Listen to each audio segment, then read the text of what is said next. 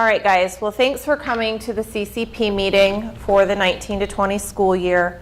I'm going to briefly go through some updates and requirements of the program, some benefits and risks. So I think most of you have taken college credit before, but just so you know, it is a way to earn college and high school credit simultaneously. College Credit Plus program is Ohio's dual credit program. Students will enroll in both high school and college credit at the same time.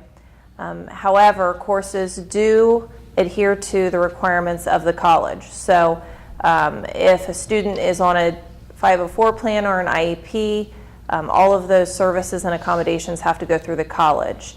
The teachers have to use the college's course syllabus. They have to use their grading scale, their academic and grading policies combined. So we have to keep that in mind when doing these classes.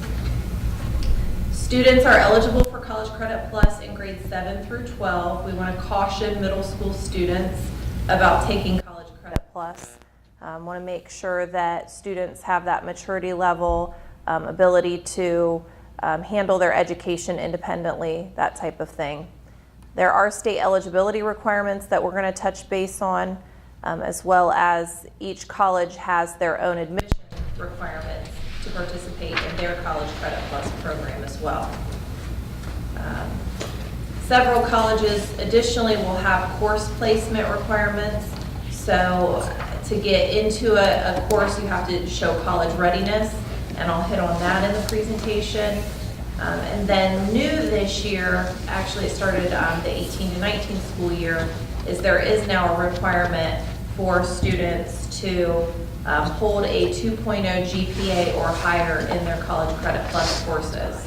So this is likely new information for you guys. Who in here has participated in College Credit Plus? Okay, so that means you have to have a C average or better, or I'll talk later about the academic probation and dismissal policies. So grades show up the same on your college transcript as they do on your high school transcript. Once you enroll in College Credit Plus, you're going to get that grade on your college transcript as part of your academic history for college. With that, then no matter where you would enroll in college for a degree after high school, you have to disclose those transcripts to the institution that you enroll in for a degree. So let's say you take a psychology class at Urbana, you don't do so well, you have a C-. You have to still send that transcript to Ohio State if that's where you apply to or admitted to after graduation. Almost every college that I'm aware of has a policy when you're applying where you're basically signing saying, I'm disclosing all of my college course history. And so if you were not to disclose all of those transcripts to the institution, have them sent there, they could possibly rescind any acceptances or enrollment into their institution. So grades do impact high school GPA and class rank. So we do recognize that students are taking a more challenging course and want to give a grade weight add-on of 0.03125 to basically level the playing field when it comes to rank and GPA. So students are not penalized for taking rigorous courses. Our AP courses are ranked the exact same way. Between CCP and advanced placement, those are the only courses that we weight at Bell Fountain High School. So students taking classes for college credit, if that is a class that would meet the equivalent standards of a high school graduation requirement, the state says we have to be able to use those courses to apply towards your high school degree requirements, or diploma requirements. So if you're taking an English class or a math class that would maybe meet as Algebra 2, so we offer college algebra, for example, that can meet our Algebra 2 requirement. So the state just says if it's a tested subject that you have to take that end of course exam if it's English, math, or science. If it meets the social studies or biology requirement, you're not required to take the end of course exam. You can take it, you're just not required. And what we then do is we basically give you the points for that CCP class based on your letter grade. So an A or B is going to be 5 points, a C is going to be 3 points, and then anything under that would be a 2 or a 1. So students can take CCP courses here at our high school. We offer like over 25 courses for college credit here, so I know that's how most of our students do it. On the back of your program information booklet, the program information sheet lists all of the courses that we offer here at Bell Fountain High School. Please be careful if you haven't turned in this intention sheet already to make sure you're selecting with an X to the left of that course name any courses that you might be interested in taking next year for College Credit Plus. This is so that we can make sure that you meet all placement requirements for the course as we lead into that week of advising, the week of May 13th. The other two options are with college instructors from the institution that we are partnering with. So that could include an instructor from a college campus coming to the high school. We don't offer anything like that. Or it could be a student going to a college campus to take a class either on site there or online with one of their instructors. And we have maybe a couple students every year go to college campuses, but we have far more do some online classes just as a kind of mix with what they're taking here at Bell Fountain High School. Students are able to take a mix of classes here at the high school, online, at a college institution, whatever you can arrange in your schedule. And I say you because you have to be the one to coordinate it. We are certainly resources in the guidance department to assist you, but it is the student's responsibility to facilitate, apply, test, do all of those components if they want to participate in the College Credit Plus program off-site, which would be off of our campus at Bell Fountain High School. There are private schools in Ohio that participate in the program. If students participate with private schools, there might be a cost to the students, so please let your counselor know if you're interested in participating in the College Credit Plus program with a private school, or really any public school as well if you're doing it off-site from our building. This is the list I referenced in the back of your guide on the program information sheet. We have over 25 classes we offer at Bell Fountain High School for College Credit Plus. I post these as courses we're offering this year in the 18 to 19 school year. I can't always guarantee what we'll be able to offer in future years, but this is what we project to be able to offer. And there's my note that it can change. Expenses: if students attend a public institution, there is no cost. Books, tuition, any fees are all covered under the College Credit Plus program. As I mentioned, private schools, there might be a charge. We do not cover travel if you decide to take a class at a college campus, and we do not cover housing. However, as I mentioned earlier, you can coordinate and schedule things however you want. So if Ohio High Point has a class through Clark State offered in the evenings at their campus, you can take that class if it can fit into your schedule within the restrictions of the College Credit Plus program. If students fail a class, move to a different district in the middle of a semester, or drop the class too late, you might have to reimburse the district for the cost of the course. Depending on the location of the course, the fees would alter, but basically you would have to pay what the district pays for the cost of that college course. So again, if you fail, if you would leave our district and have to withdraw from a course mid-semester or drop it too late. Most of those drop dates are 14 days after the term begins that you're enrolling in the course. So for a first semester course, that would be, the beginning of August usually. If it's a year-long course or a second semester course, that's usually late January. I typically, at the beginning of the semester, give all of our College Credit Plus students a note that tells them when these dates are, the specific dates for the drop without penalty. So page 6 of your handout, the program information guide, talks about how you enroll in College Credit Plus. And the first step is through determining eligibility. So the state of Ohio says any high school student that wants to participate in College Credit Plus has to show college readiness. You have to turn in a letter of intention, and that's one of the forms that's required prior to April 1st for students to participate in the following academic year's College Credit Plus program. Students and parents also must attend this information meeting and complete our district statement of responsibility form that just basically says, I understand, I've heard about the risks and benefit of the program. So those two forms, we prefer for both of them to be turned in by April 1st. The statement of responsibility form and this information meeting just has to be completed before you begin any College Credit Plus courses for the next school year. So talking about showing college ready, there is the table on page 6 that shows various assessment scores that can count.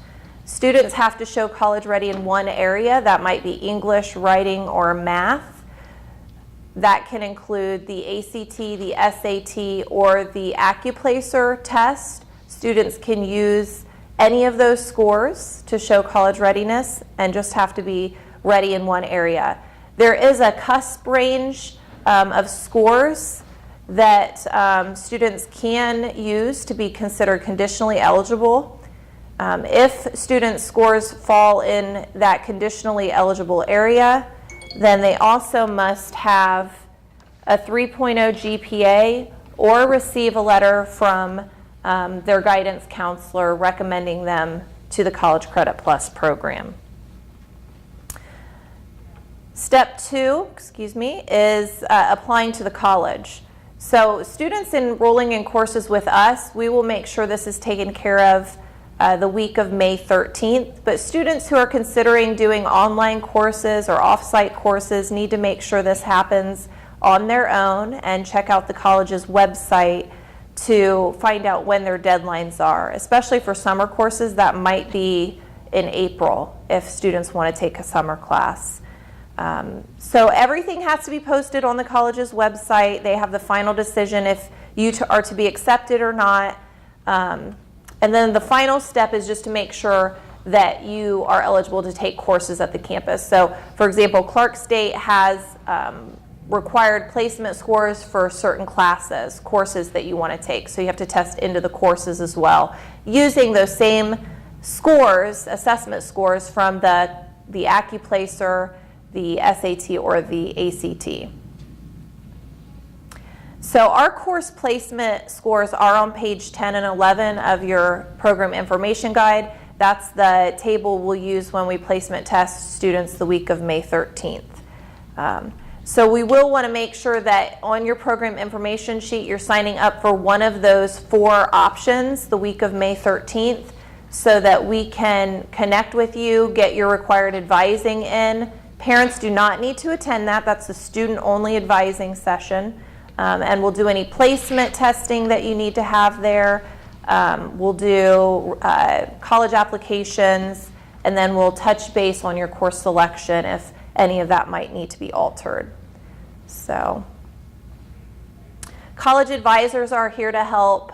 We have Lisa Castle with Clark State come in every month, the 4th Friday, to meet with students over the lunch periods. If students are interested in talking with her, they can sign up in the guidance office or stop in on the 4th Friday.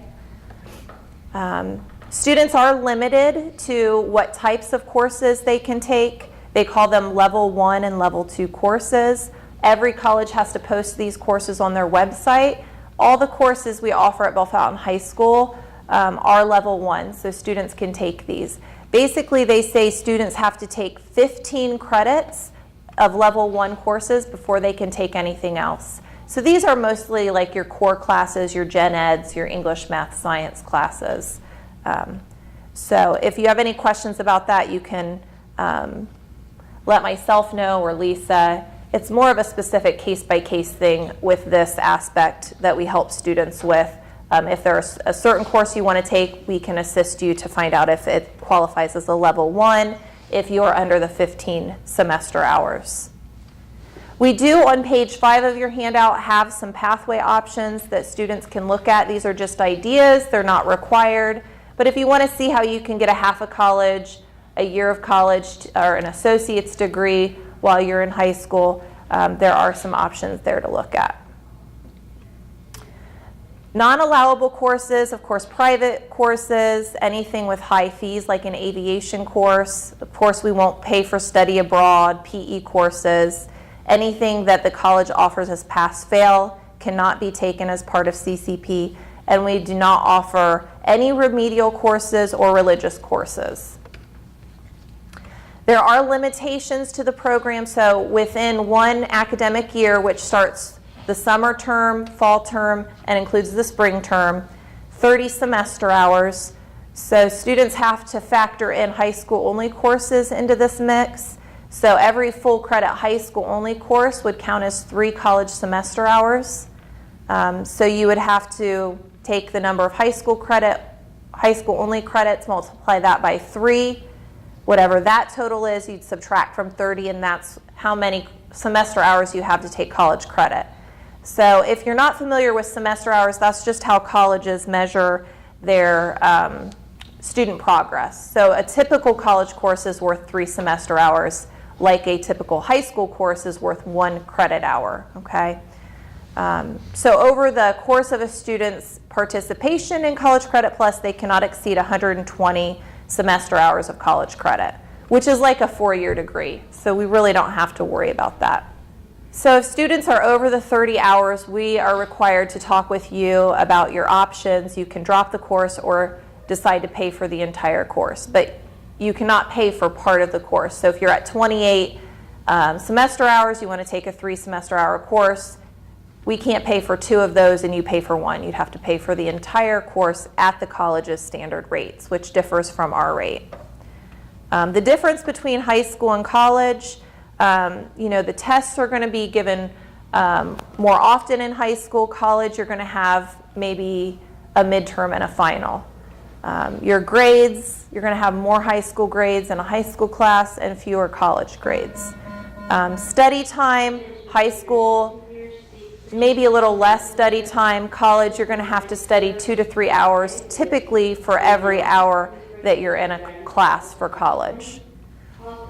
You are going to learn more by taking a rigorous course, whether that's AP or CCP. We know that's going to connect with higher ACT scores for you and hopefully get you more money in college, help you with your college applications and acceptance process.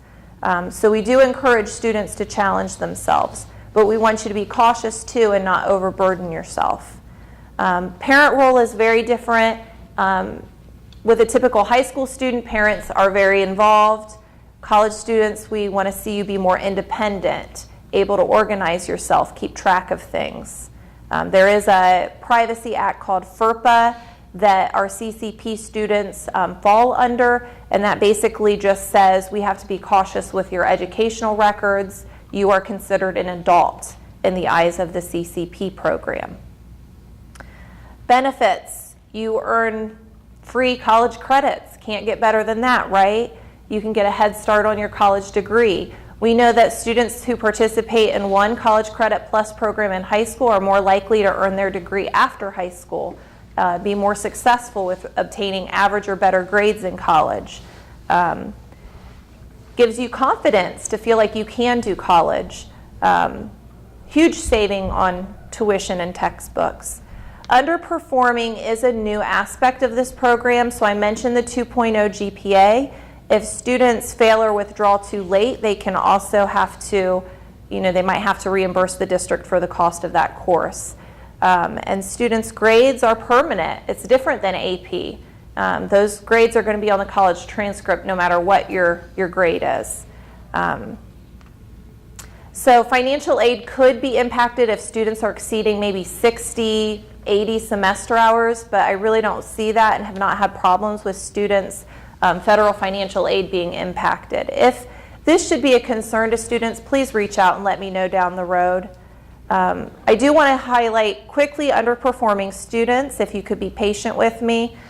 So you could be placed on probation if you receive D's or F's in the College Credit Plus program. It could lead to dismissal. I mentioned that 2.0 GPA. We want to try to keep that C average or better. If a student withdraws from 2 or more courses, they could also be put on probation. So what probation means is that you can only enroll in 1 College Credit Plus course the next term. It cannot be a course in the subject in which you received a D or an F. And then additionally, if you do not get your GPA up that term above a 2.0, then you can be dismissed from the program. And if that should happen, we are required to give you information on our dispute process so that you could dispute that with our superintendent. And obviously, if you're on dismissal, you can't take any CCP classes and participate in the program. So I mentioned that appeals process.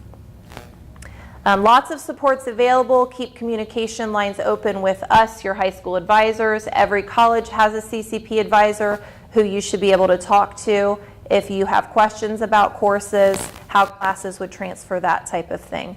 We want to make sure students remain athletically eligible while participating in the College Credit Plus program. So make sure you're enrolled in at least 3 CCP courses. It has to be 5, the equivalent of 5 periods of full-time enrollment. So we will try to assist you in making sure you remain eligible, but if you're concerned, make sure you seek us out so that we can have a conversation about that. There are several resources to find out how courses can transfer from one college institution to another.